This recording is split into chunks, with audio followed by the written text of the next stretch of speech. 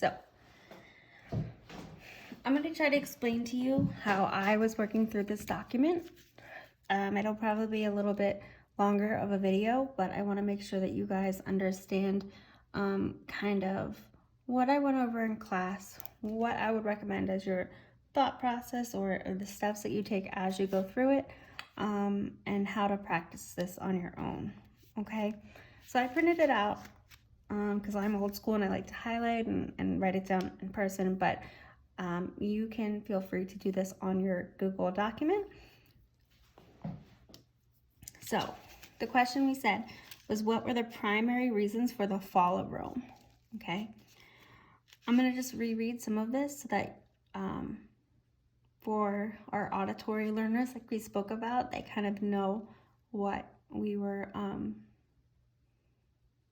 what we talked about in today's study skills lesson, but you also can hear and follow along with what we're going over, okay? So, the overview. From about 50 BCE until the year 200 CE, the Roman Empire was the superpower of the Mediterranean world. During that time, the emperor's wealth, territory, and international status grew and grew. But even as the empire prospered, it was slowly starting to fall apart. Some of its problems were internal, coming from within Rome itself, and others were external. This mini-Q explores the factors that led to the eventual fall of one of history's most powerful and influential empires. Okay, then we have the documents here. We see that document A is titled Roman Emperors, and it's a chart. Document B is the Roman Army. Document C is Foreign Invasions, which is a map. Document D is the Huns. Document E is Economic Corruption. And document F is going to be Disasters and Disease. Okay, so this is the hook exercise. I'm not going to go over this because, one, I don't want to have it kind of affect what I teach with you because I'm not in your class, so I don't know what this says, and I kind of want to be able to explain it to you in a way that maybe you didn't go over, that I don't know about it. And two, hopefully you did this and you were able to already take away some ideas to start your lesson with. Okay, as you can see, I've already highlighted, but I'm going to go through this with you and kind of talk about why I highlighted the portions that I did. So, this is the background essay. What were the primary reasons for the fall of Rome? This is the question we're answering. So keep saying it to keep in the back of our heads as we review these documents. So, let's go. Begin. Rome, the city that would become the center of one of the world's greatest empire, began around 750 BCE.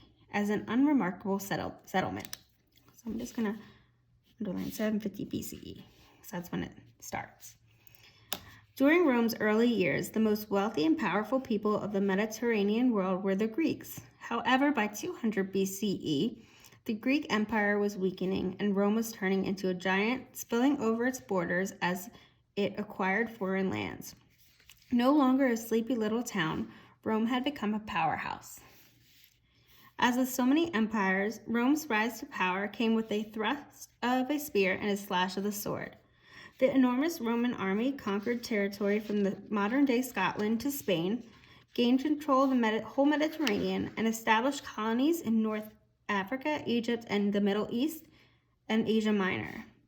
By the year 440 BCE, when Julius Caesar became Rome's virtual emperor, there were no major rivals left to defeat. Caesar used his hero status, along with bribery, beatings, and eventual assassination, to gain political power. Over the next 2 decades, Rome shifted from being a republic with elements of democratic control to an empire with power in the hands of an emperor and the military. So in this section, I highlighted this portion because when it says Rome's rise to power came with a thrust of a spear, and a slash of the sword, that signifies to me that it was a very violent way of acquiring power. And then this year seemed important. I thought it was interesting that they made a comment with Caesar used bribery, beatings, and even like murders to gain power. But then this especially, when it said Rome shifted from being a republic. Now the United States created its foundation for our country based on a lot of the democratic policies of ancient Rome. So this is interesting to me that it says it's shifted from being a republic to an empire in the hands of an emperor in the military. So I bracketed that because I wanted that to stand out. Rome's first 2 centuries as an empire were years of relative stability, increasing power and great imperial wealth. It was a time known as the Pax Romana, the time of Roman peace. So I highlighted that. Rome was clearly the top dog of the Western world, but as Rome was to discover, size had its problem. The empire acquired new subjects who were not Roman and who often did not want to be Roman. In Gaul, or France, in England beyond the Danube River, and in the Middle East. Controlling this expanded empire meant a larger army, which in turn meant a need for more food, clothing, weapons, and supplies. Political strains developed at home. Leaders in Rome focused less on debate and compromise and more on force to get their way. Having existed for centuries as a republic, Rome eventually became more like a dictatorship. So this is bolded. We may want to look up what that word means if we do not know. The root word is dictator. And within that, dictate is to tell, right? But over here, I highlighted that it acquired subjects who were not Roman and did not want to be Roman. So think about if somebody came into our country and kind of told us what to do, and we didn't want that, right? They're probably not going to go along with the new rules and stuff as easily. So it was having a bigger empire meant larger army to protect it, which had more supplies, okay? As Rome drifted through the 3rd century, survived the 4th, and staggered into the 5th, one problem was apparent. Life at the top was getting soft. Upper-class Romans were losing their edge. When a country is on the make, when energy and hope are high, leaders and their people are more willing to work hard and to sacrifice. When the goal appears to have been reached, it's easy to get lazy. So think about, guys, if you are trying to try out for a sports team, right? Maybe you work really, really hard to get on that team, and then once you make it, you just stop practicing as much. Just because you make it doesn't mean that you stop. You still have to keep working really hard to keep the level that got you there. But here they're saying when their goal got achieved, they kind of got lazy, okay?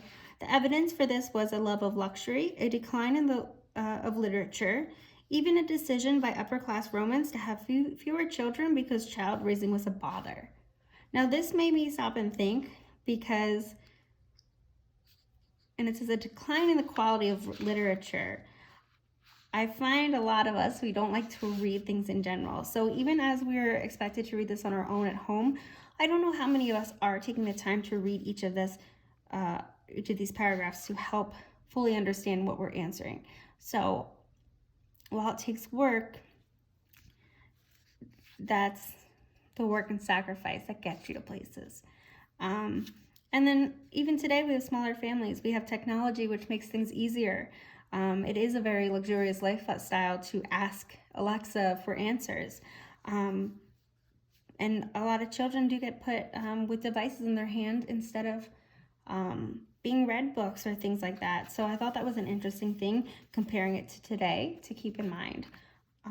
Again, I don't know what the rest of this document is going to say, but I just wanted to point that out as a comparison. To continue, but there were more to Rome's decline than developing a soft belly. So that is a touch on an analogy to like going off a diet. You're getting a belly. By the 5th century CE, when the city was sacked by outside invaders, Rome had been badly weakened by a number of problems. Parts of the empire would survive, particularly in Constantinople and the east, but the old heart of the empire, Italy and the west, was shattered. Your task is to determine the documents in this mini queue and decide which 3 problems were most responsible for bringing Rome to its knees. Then, of these 3 problems, decide which was the most important.